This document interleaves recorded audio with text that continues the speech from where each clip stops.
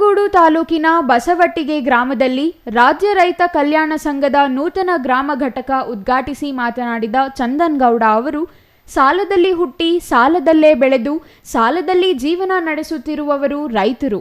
Corona ಬಂದ ನಂತರ ಎಲ್ಲ ಕ್ಷೇತ್ರಗಳು ಲಾಕ್ಡೌನ್ ಆದವು. ಆದರೆ ಒಂದು ಕ್ಷೇತ್ರ ಮಾತ್ರ ಎಲ್ಲ ಸಮಯದಲ್ಲೂ ಕೆಲಸ ಮಾಡುತ್ತಿತ್ತು. ಅದು ರೈತ ಕ್ಷೇತ್ರ.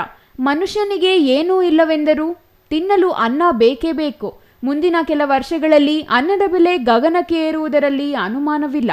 ಆಧುನಿಕತೆಯ ಭರಾಟೆಯಲ್ಲಿ ಎಲ್ಲರೂ ಮುಳುಗಿ ಪ್ರೀತಿ, ವಿಶ್ವಾಸ, ಜೀವನದ ಮೌಲ್ಯ ಕಳೆದುಕೊಳ್ಳುತ್ತಿದ್ದಾರೆ ಎಂದರು. 3/4 ಎಕರೆ ಈ ರೀತಿ ಬಿಟ್ಟರೆ 20-25 ಎಕರೆ ಇರೋನ್ನ ನಾವು ಟಾರ್ಚ್ ಹಾಕ ಹುಡುಕ್ಬೇಕು. ಸತ್ಯ ಅಲ್ವಾ ಯಜಮಾನ್ರೆ? ಬತ್ತಾ ನಮ್ಮಲ್ಲಿ ಹಿಡುವಳಿ ಸಣ್ಣ ಆಯಿತು. ಯಾಕೆ ಈ ಮಾತು ಹೇಳ್ತಾ ಇದ್ದೀನಿ ಅಂದರೆ, ಅವತ್ತು 35 ಕೋಟಿ ಜನಸಂಖ್ಯೆ ಇತ್ತು, ಇವತ್ತು 147 ಕೋಟಿ ಆಗಿದೆ.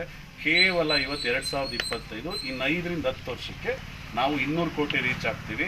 ಪ್ರಪಂಚದಲ್ಲಿ ಇವತ್ತು 840 ಕೋಟಿ ಇದ್ದೀವಿ, 900 ಕೋಟಿ ರೀಚ್ ಆಗ್ತೀವಿ. ಇನ್ನು 5ರಿಂದ 10 ವರ್ಷಕ್ಕೆ ನಮ್ಮ ದೇಶದ ಜನಸಂಖ್ಯೆ 200 ಕೋಟಿ ಆಗುತ್ತೆ. ಪ್ರಪಂಚದಲ್ಲಿ 900 ಕೋಟಿ ಆಗುತ್ತಲ್ಲ. ಈ 900 ಕೋಟಿ ಜನತೆಗೆ ಅನ್ನವನ್ನು ಕೊಡಲಿಕ್ಕೆ ನಮ್ಮ ಇಂಜಿನಿಯರ್ಸ್ ಕೈಲಿ ಸಾಧ್ಯವಾ? ನಮ್ಮ ಡಾಕ್ಟರ್ ಕೈಲಿ ಸಾಧ್ಯವಾ? ಎಂಟ್ರಪ್ರೆನರ್ ಕೈಲಿ ಸಾಧ್ಯನಾ? ಯಾರ ಕೈಲಿ ಸಾಧ್ಯ?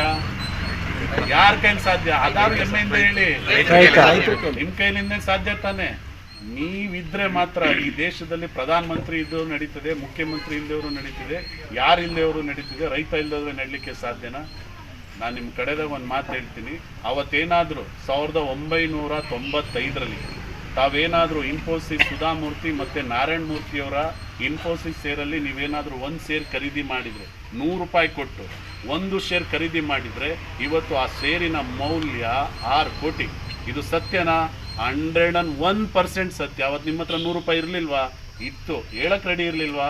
ನಾನು ಬಂದು ಹೇಳಕ್ಕೆ ರೆಡಿ ಇದೆ, ಕೇಳಲಿಕ್ಕೆ ನೀವು ರೆಡಿ ಇರಲಿಲ್ಲ. ಒಪ್ಕೋತೀರಾ? ಏನು ಸರ್, ಎಕ್ಸಾಕ್ಟ್ಲಿ ರೈಟಾ? ಮನುಕುಲ ಅವನತಿಯ ಹಾದಿಗೆ ತಲುಪಿದೆ. 12ನೇ ಶತಮಾನದಲ್ಲಿ ಬಸವಣ್ಣನವರು ಸಮಾನತೆ ಸಾರಿದರು, ಮಾನವ ಕಲ್ಯಾಣ ಮಾಡಲು ಪಣ ತೊಟ್ಟಿದ್ದರು. ಇಂದು 21ನೇ ಶತಮಾನ ಬಂದಿದ್ದು ನಾವು ರೈತರ ಕಲ್ಯಾಣ ಮಾಡಲು ಸಂಘಗಳನ್ನು ಸ್ಥಾಪನೆ ಮಾಡಿದ್ದೇವೆ. ಇಂದಿನ ದಿನದಲ್ಲಿ ಮಣ್ಣು ಚೆನ್ನಾಗಿರಬೇಕು, ಮಣ್ಣಿಗಾಗಿ ಹೋರಾಟ ಮಾಡಬೇಕು. ಮಣ್ಣಿನ ಫಲವತ್ತತೆ ಹೆಚ್ಚಿಸಿಕೊಂಡರೆ ಮಾತ್ರ ರೈತರು ಉತ್ತಮ ಬೆಳೆ ಬೆಳೆಯಲು ಸಾಧ್ಯ ಎಂದರು. ಗ್ರಾಮ ಘಟಕದ ನೂತನ ಅಧ್ಯಕ್ಷ ಆನಂದ್ ಮಾತನಾಡಿ, ರಾಜ್ಯಾಧ್ಯಕ್ಷ ಚಂದನ್ ಗೌಡರು ರೈತರಿಗಾಗಿ ಉತ್ತಮ ಕೆಲಸ ಮಾಡುತ್ತಿದ್ದಾರೆ. ಇದರಿಂದ ನಂಜನಗೂಡು ತಾಲೂಕಿನ ಹಲವು ಗ್ರಾಮಗಳಲ್ಲಿ ರಾಜ್ಯ ರೈತ ಕಲ್ಯಾಣ ಸಂಘದ ನೂತನ ಘಟಕ ಸ್ಥಾಪನೆ ಮಾಡಲು ಯುವಕರು ಮುಂದೆ ಬರುತ್ತಿದ್ದಾರೆ ಎಂದರು. ಇನ್ನು ಕಾರ್ಯಕ್ರಮದಲ್ಲಿ ಗ್ರಾಮದ 16 ಯುವಕರು ರೈತ ಸಂಘಕ್ಕೆ ಸೇರ್ಪಡೆಗೊಂಡರು. ಈ ಸಂದರ್ಭದಲ್ಲಿ ಮುತ್ತು, ರವೀಂದ್ರ, ಕೆ ರಾಜು, ಮಹೇಶ್, ನಾಗರಾಜು ಇನ್ನೂ ಹಲವರು ಹಾಜರಿದ್ದರು. Kumar, CTV news, Nanjangud.